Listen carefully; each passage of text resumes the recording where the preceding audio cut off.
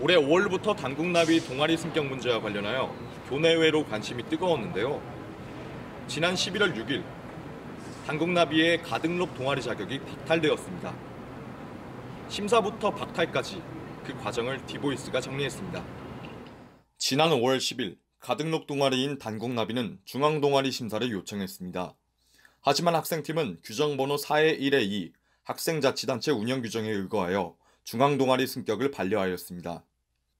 단국나비는 학교의 반려 통보에 반발했는데요. 교내 곳곳에 성명서를 부착하였고 주요 내용은 다음과 같습니다. 학교는 단국나비가 정치적이고 학생 규정에 맞지 않는 동아리라며 승격을 반대했다. 단국나비 대표자가 참석한 평화나비 성명서에는 지금 이 현실이 너무나 분노스럽고 부끄럽다는 심정과 더불어 학교 측에 탄압이 있었다는 내용을 밝혔습니다. 또한 이 탄압을 위안부 할머니들에게 가해진 사회적 폭력으로 비유하며 일본군 성노예제 문제를 단순히 정치적, 예민한 문제로 취급을 하며 대응하는 대학 사회와 학내 구조가 이와 다를 바가 없다고 하였습니다. 이후 교내외 언론단체에서도 단국나비 사건에 주목하였습니다. 특히 단대알리는 비민주적인 학칙 때문에 단국나비의 중앙동아리 승격이 반려되었다는 점을 비판했습니다. 연이어 경향신문, 경인일보, 한겨레 등 일간지 언론에서 위 내용이 보도되었으며 우리 대학은 친일대학이라며 여론의 질타를 받았습니다. 이에 지난 11월 5일 동아리연합회 주최로 임시대표자 회의가 개최되었습니다. 학생팀 직원, 단국나비 관계자, 그리고 각 동아리 회장과 분과장이 참여했습니다. 이 회의에선 단국나비의 현황에 대한 사실 확인과 향후 방안에 대한 논의가 이루어졌는데요.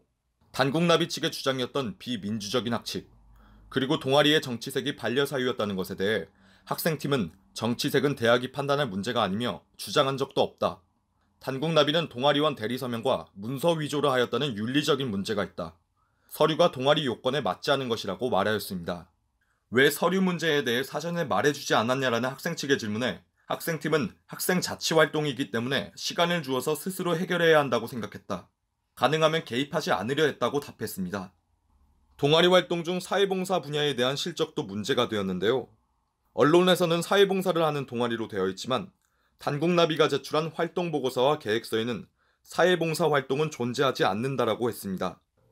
약 2시간가량의 공방과 질의응답이 이어진 후 임시대표자 회의는 마무리되었으며 정족수 부족으로 의결은 불가능하였지만 투표를 통해 추후 동아리운영위원회 회의에 참고자료로 사용하기로 했습니다. 결국 단국나비는 명예훼손, 대리서명 및 문서 위조, 그리고 개인정보 도용 등의 이유로 가등록 자격을 박탈당했습니다.